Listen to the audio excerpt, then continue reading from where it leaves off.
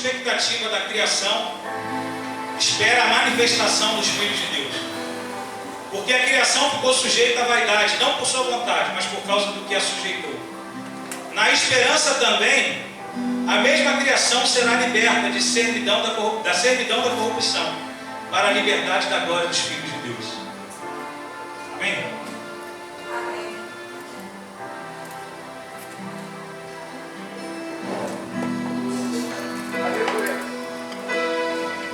Querido, durante um tempo, quando se falava em missão, missionário, o que se pensava?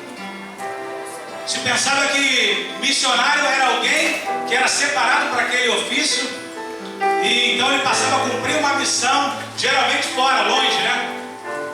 Longe fora do país, fora do lugar onde ele está. E durante um tempo nunca foi abordado a respeito da missão na sua realidade onde você está. Não havia, não se compreendia o que Deus tinha como missão dentro da realidade que nós estávamos inseridos. O missionário era aquele que ia para a África, aquele que ia para o Nordeste, para a população ribeirinha, aquele que ia para dentro de algum lugar, e ele passava a receber o título de missionário. Mas hoje Deus tem trazido através do Espírito Santo uma nova compreensão do que é missionário, do que é missão e o que é evangelismo. Antigamente, quando se falava em evangelismo, o que se pensava? A pessoa se converter, levantar as mãos e entregar sua vida a Jesus. Nós falávamos de Jesus, do plano de salvação, e achávamos que evangelismo era isso. Simplesmente ganhar a alma da pessoa e falar para ela sobre o céu, sobre uma realidade pós-morte, arrependimento de pecado, e ficava limitado nisso. Mas essa é uma dispensação de um período. Mas existe um Espírito que ele vem aperfeiçoando.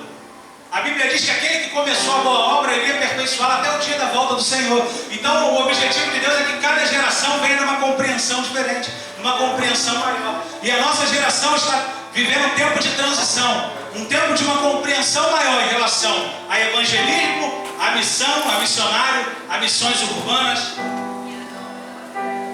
E eu começo dizendo que a missão, ela nasce em Deus. Deus, ele tem uma missão. Nós lá em Rio das Ostras, no Movimento Iluminar, quando perguntam a gente, vocês têm algum projeto? Vocês têm alguma missão? E nós fomos direcionados pelo Espírito Santo de Deus a dizer que nós não temos um projeto e não temos uma missão. Já tivemos projetos e missões, mas um dia conhecemos o projeto e a missão de Deus. E pela graça fomos inseridos a construir, junto com ele, a missão dele. E qual é a missão de Deus? Trazer uma pessoa para dentro de quatro paredes para que ela o conheça e o adore? Dar uma nomenclatura religiosa, tipo, agora você é evangélico, tem carteirinha de membro. Agora você está dentro aqui, você faz parte do reino. Não, a missão de Deus não é essa. A missão de Deus, queridos, é toda a criação. Por muito tempo se falou nas igrejas que nós não precisávamos se preocupar com o mundo ao nosso redor, entendeu? Que o mundo estava corrompido, que o mundo já era maligno, usar esses tipos de versículos para tipo assim, vamos viver a gente tem uma aliança com Deus, nós somos o povo de Deus, o mundo deixa lá fora, o mundo vai de mal a pior.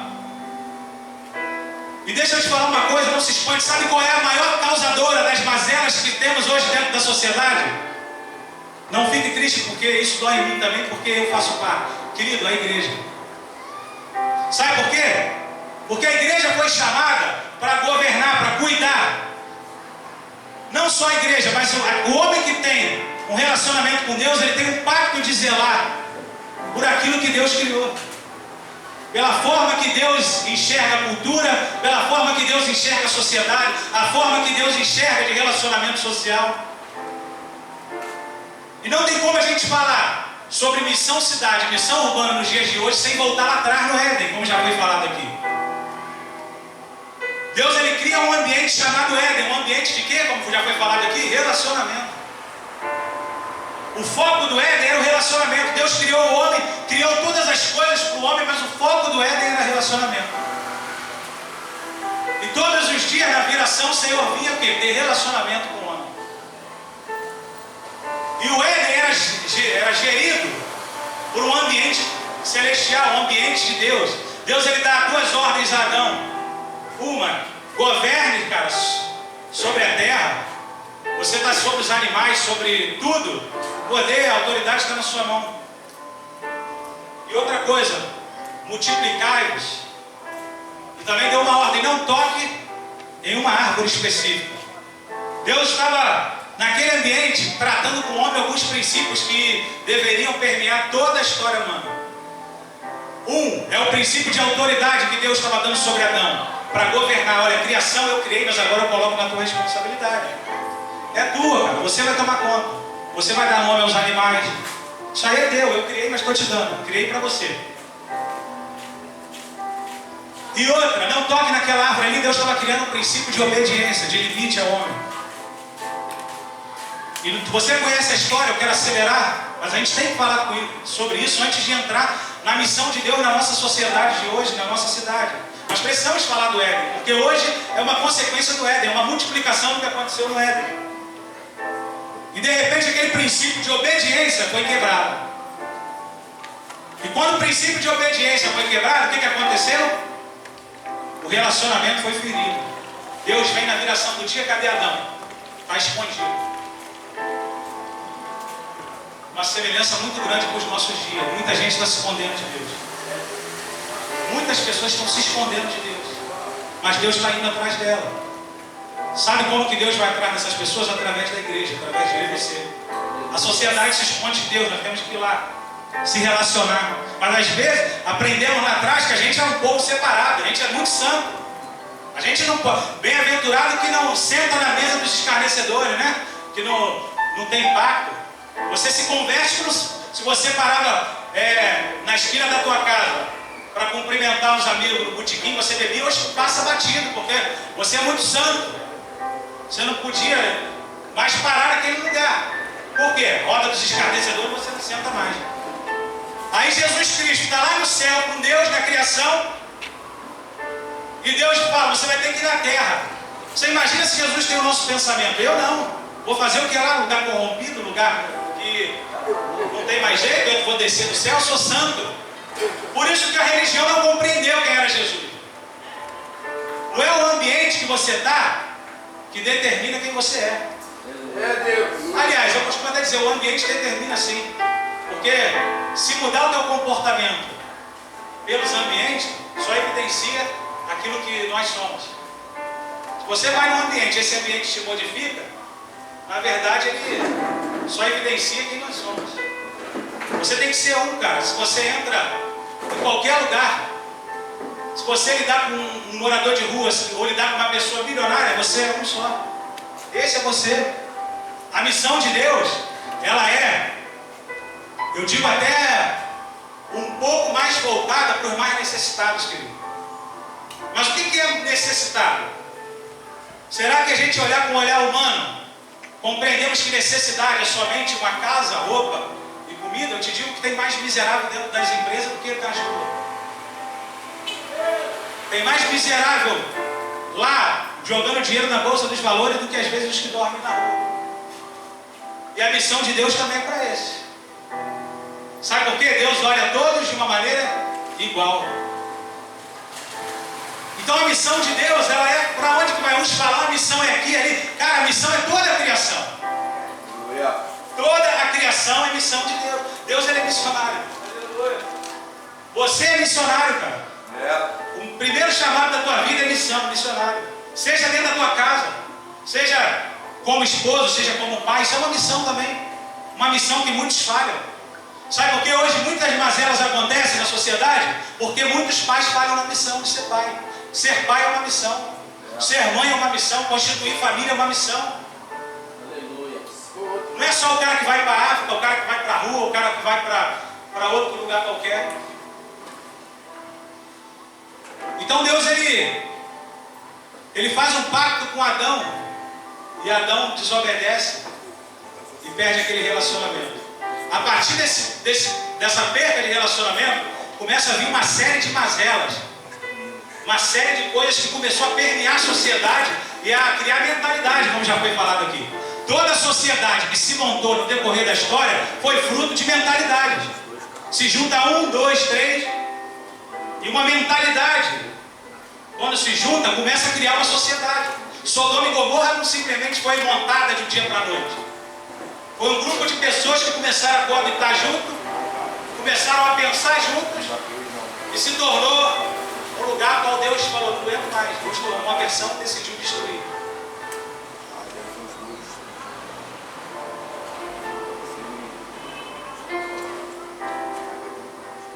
A mentalidade dos homens formou as sociedades. Hoje, o Brasil, o lugar onde nós vivemos, é fruto de uma mentalidade. A gente vê, conversa aí com o Damin, o Rio Grande do Sul tem uma cultura. Porque pessoas que coabitaram lá tinham uma mentalidade cultural, social, uma forma de ver a vida. O Rio de Janeiro tem uma cultura, São Paulo tem outra. A Europa tem uma cultura. Tudo isso é fruto de mentalidades. As sociedades são construídas através de mentalidade. E sabe o porquê que as mazelas entraram e começaram a dominar a sociedade? Porque os homens de Deus não governaram. Porque Adão perdeu o ego, perdeu a autoridade ali, perdeu o relacionamento com Deus. Quando perdeu o relacionamento com Deus, logo mais à frente a Bíblia vai falar que vem o primeiro homicídio. Um irmão mata o outro. Chega um momento que na Bíblia fala, lá em Gênesis 6, mais ou menos, fala assim: e viu Deus que a maldade do homem se multiplicava. E Deus então fala: eu preciso fazer alguma coisa, não está dando. O homem, a maldade está crescendo a cada dia. Isso não vai dar coisa boa. Então Deus chama Noé, faz um pacto com ele e fala: Noé, anuncia que eu vou mandar um dilúvio. Mas eu estou convidando o povo que se arrependa e comece uma nova caminhada. E Noé anunciou, ninguém quis fazer um novo pacto. E Deus mandou o dilúvio, teve que destruir por causa da maldade. Então Deus começa uma nova aliança para montar uma sociedade, um povo para ele chamar dele, em Noé. E mais à frente em Abraão. Deus ele promete um filho a Abraão, só que Deus pensa tão grande que Abraão queria um filho. Deus estava pensando em uma construção de um povo, cara, de uma nação. Deus estava, Abraão ali todo, com o sonho dele, meu sonho é ser pai, ter um filho. E Deus estava preparando ele o pai de uma nação. Sabe por quê? Deus faz aliança com homens pensando em nações. Quando Deus te chama, Ele pensa no teu bairro, na tua cidade, na tua família. Deus pensa no contexto geral. Deus não te chamou para a gente ficar, não nos chamou para ficarmos presos dentro de quatro paredes. A nossa cidade é uma missão nossa. Mas aí a religião trouxe uma compreensão de que a gente não pode se misturar. E aí, uma mentalidade, hoje falando de nível Brasil, mentoriou a música, mentoriou as artes. Quantos aqui acreditam? Você acha que Deus criou música gospel e secular? Quem acredita? Deus criou a música.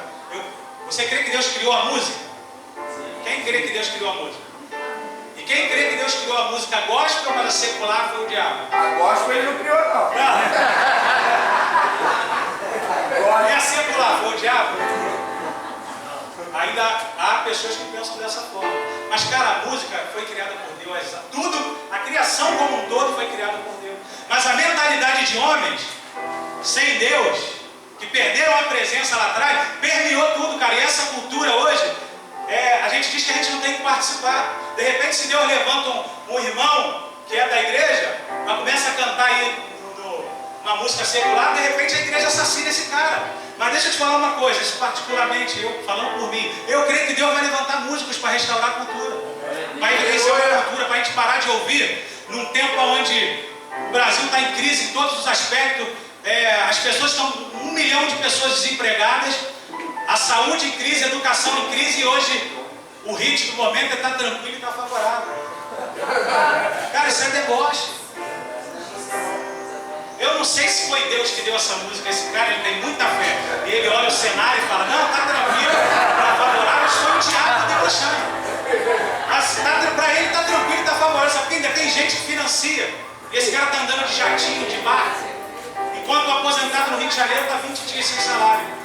Essa é a cultura, cara, que os homens sem Deus fizeram.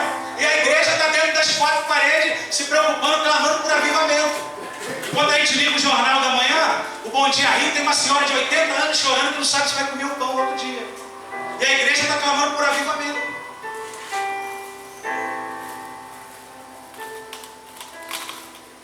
E sabe por que que isso acontece? A gente fala hoje, corrupção, Dilma. Tiver um monte de crente falando alguma coisa. Cara, se o problema fosse a Dilma, era fácil.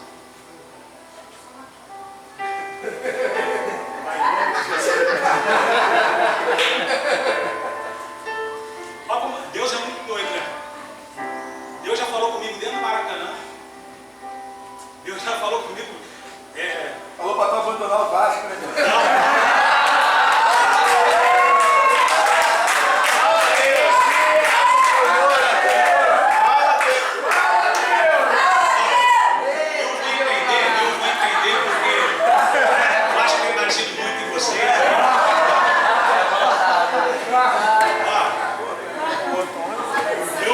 Eu nasci nos anos 80. E quem é de 80 para trás, né, ou dos anos 80, lembra de uma série, um filme chamado Sexta-feira 13, Jason.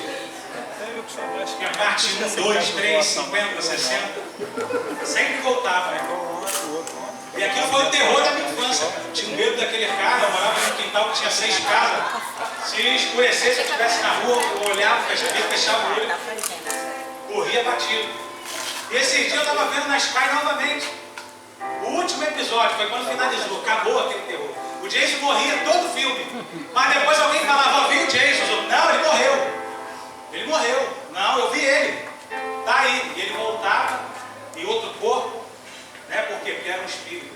E aí eu vendo essas coisas, né? Vendo esse filme, eu falei, vou ver na perspectiva de hoje.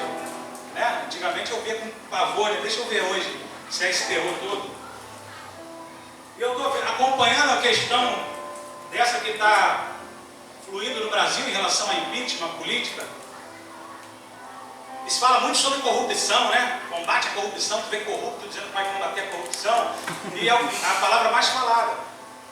O Espírito Santo falou comigo, cara, se a igreja, no último episódio, discerniram como matar Jason. Que não adiantava qualquer um matar ele, tinha que ser alguém da linhagem da família dele, para mandar ele para o inferno de vez.